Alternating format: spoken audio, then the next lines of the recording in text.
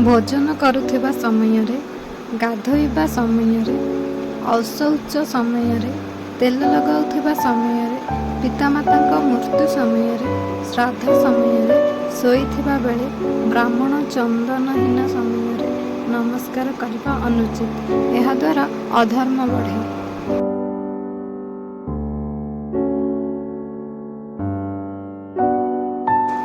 एक हस्त स्पर्श करी गुरुजन ब्राह्मण अतिथि को प्रणाम कले पुण्य मिले नहीं, दरिद्रता देखा दिए। गालरे हाथ भरा दे बसिले कौन हुए, मुखरे पक्षाघात रोग हुए, आखि फड़ फड़ हुए, मुंड व्यथा हुए, खाद्य हजम हुए नहीं, गोड़े जंत्रणा हुए,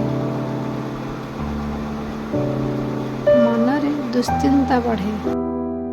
नमस्कार बंधुगण, भिडियोटी भल लगिले लाइक या सब्सक्राइब करने को जमा भी भूलिबेनी। धन्यवाद।